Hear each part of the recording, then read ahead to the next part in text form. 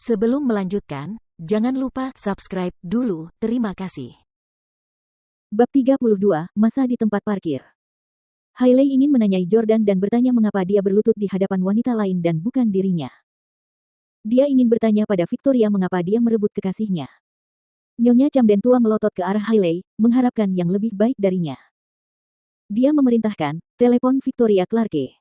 Aku ingin berbicara dengannya secara pribadi. Ya.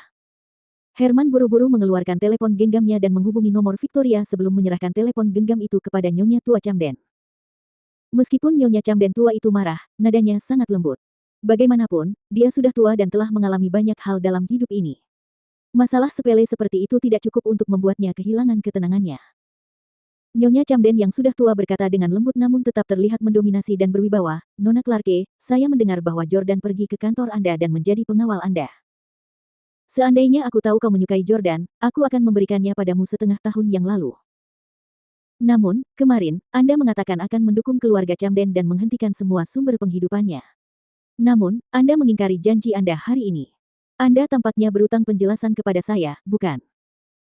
Victoria berkata, semuanya tidak seperti yang kau pikirkan, tapi apapun yang terjadi, aku berutang permintaan maaf padamu karena gagal memenuhi janji yang kubuat padamu kemarin.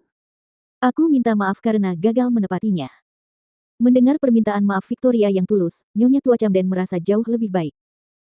Hei, tidak perlu minta maaf. Kita sudah seperti keluarga dekat. Tapi, karena kamu suka anak pang itu, lindungi dia. Dia hanya menantu yang tinggal serumah denganmu. Anggap saja ini sebagai hadiah dari keluarga Camden untukmu. Tidak, dia tidak boleh memilikinya. Protes Hailey dengan kecemburuan yang tergambar jelas di wajahnya.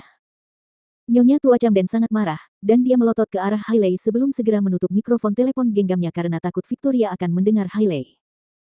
Ketika Sylvie Parker melihat betapa marahnya Nyonya tua Camden, dia buru-buru menutup mulut Hailey dengan tangannya agar dia berhenti berbicara. Nyonya Camden yang sudah tua terus berbicara di telepon sambil tersenyum, saya bisa melupakan apa yang terjadi pada Jordan, tetapi Nona Clarke, Anda berjanji akan menginvestasikan $11 juta dalam proyek kita. Anda tidak akan mengingkari janji Anda lagi, bukan? Victoria berkata, saya sudah bicara dengan Ten Stelle mengenai investasi tersebut. Dia sangat terkesan dengan proposal Anda, dan dia sangat menyukainya, tetapi dia ingin tahu lebih banyak tentang proyek ini. Apa? Tuan Stelle membaca proposal kita.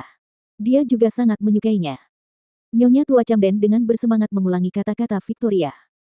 Keluarga Camden bersorak kegirangan setelah mendengar kata-katanya. Nyonya Camden tua berkata, dia ingin tahu lebih banyak. Itu mudah. Saya akan mengirim Herman untuk mengunjungi Ten Stelle di kantornya secara pribadi untuk membahas proyek tersebut dengannya secara langsung. Victoria berkata, baiklah, kalau begitu saya akan mengatur janji temu. Nyonya Camden yang sudah tua berkata dengan gembira, terima kasih, Nona Clarke, saya pasti akan mengirimkan hadiah sebagai ucapan terima kasih setelah masalah ini selesai. Setelah menutup telepon, Nyonya tua Camden menyeringai lebar, sedemikian lebarnya hingga kerutan di wajahnya pun terlihat lebih jelas. Herman, Tuan Stelle telah membaca proposal proyek kita. Bersiaplah. Nona Clarke akan mengatur pertemuan antara Anda dan Tuan Stelle kapan saja. Jika sudah waktunya, Anda harus tampil dengan baik di hadapan Tuan Stelle dan pastikan Anda tidak mengacaukannya. Herman juga sangat bersemangat. Tenang saja, Bu, aku pasti akan menjilat Tuan Stelle saat aku bertemu dengannya. Aku akan membuat proyek kita terdengar tak tertandingi. Hahaha. Tapi sekarang Jordan sudah menjadi bawahan Nona Clarke, apakah kita akan melupakan masalah tentang dia yang mencuri dari kita? Nyonya Camden tua mendengus dingin dan berkata, kenapa harus ditunda? Terus selidiki pencurian jam tangan oleh Jordan dan temukan semua buktinya. Jika sudah waktunya, kita bisa menggunakan bukti itu untuk menghukumnya sesuai aturan keluarga, memenjarakannya, atau membantu Victoria Clarke. Drew tiba-tiba menyela, Nenek, aku sudah tahu kalau dia menjual jam tangan itu ke seorang gangster.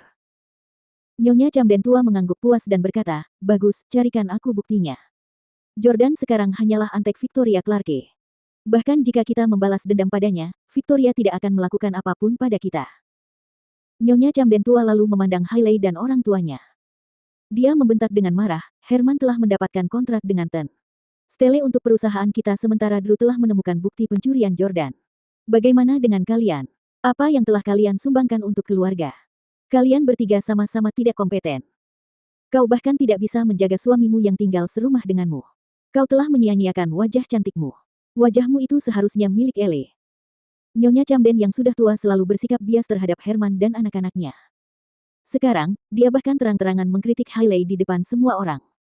Karena sangat sombong, Hailey langsung lari terbirit-birit. Hailey, kamu mau kemana? Tyler mengikutinya keluar, dan baru menyadari bahwa Hailey sudah memacu mobilnya dengan kencang.